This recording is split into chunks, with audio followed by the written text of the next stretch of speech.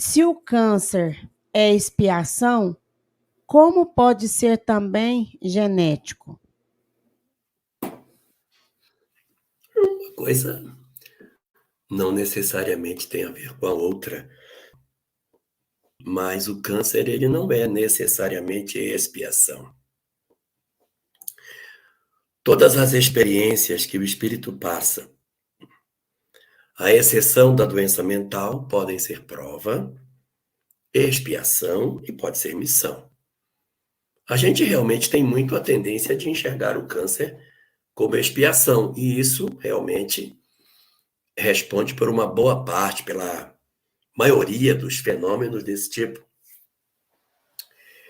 Mas eu tenho outras circunstâncias, porque espíritos recém-saídos da infância espiritual, ainda vivendo em comunidades que não ainda descobriram a escrita, que estão ainda aprendendo a lidar com o fogo, que vivem numa vida bastante ainda ligada à forma natural da natureza, em estado de natureza, eles também experimentam câncer.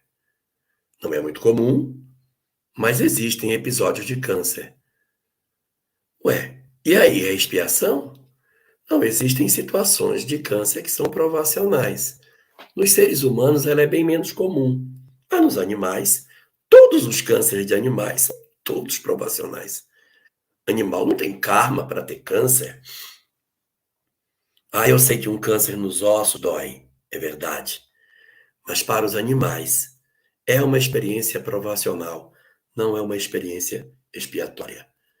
A grande maioria é expiatória, mas pode ser provacional para os iniciantes e pode ser também missionário.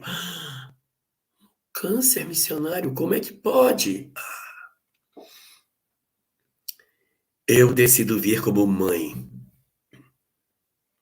de determinadas criaturas que possuem um vínculo muito profundo comigo.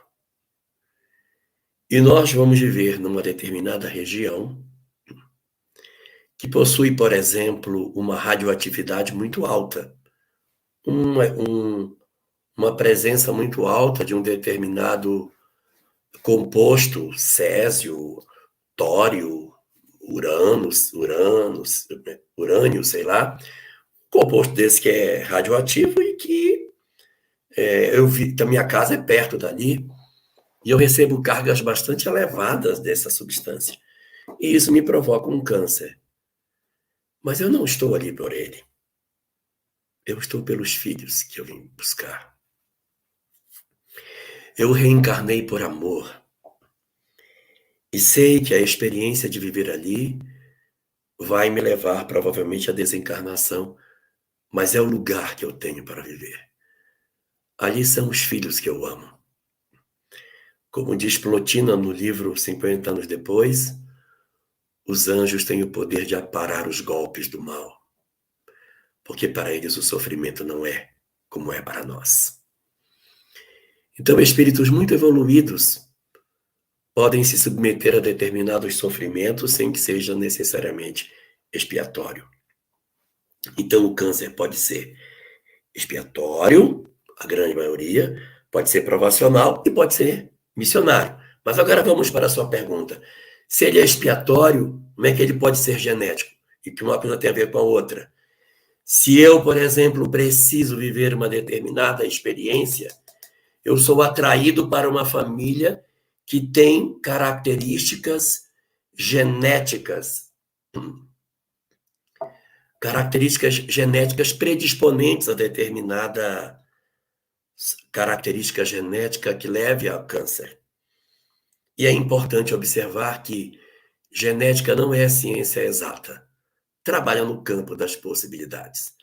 O que se sabe até hoje é que dentro de um específico cromossomo, eu tenho um gene desse cromossomo que ele predispõe a, sei lá, câncer de colo de útero. Pessoas que têm esse gene, uma incidência de 30%, 40%, apresentam. É assim que funciona a genética para câncer. Ou seja, existe a prevalência em 30%, 40%, o resto não tem. Eu não garanto. Ah, tem esse? Obrigatoriamente vai ter, mas quem tem maior chance. Veja, a genética não é uma ciência exata, porque existe um fenômeno da biologia chamado expressão gênica, em que uma determinada conjunção de fatores genéticos precisam de um gatilho para que ela possa acontecer.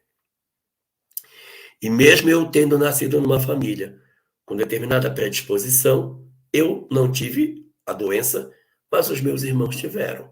Ou o contrário, os meus irmãos não tiveram e eu tive.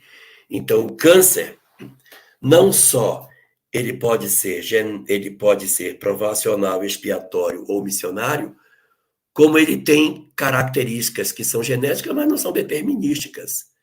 E se eu tiver que passar por um câncer numa determinada circunstância, eu renasço naquele ambiente genético, com aquela família, para obter a carga genética que eu preciso, para que essa determinada situação se manifeste em mim. Mas lembro, genética não garante 100% das possibilidades.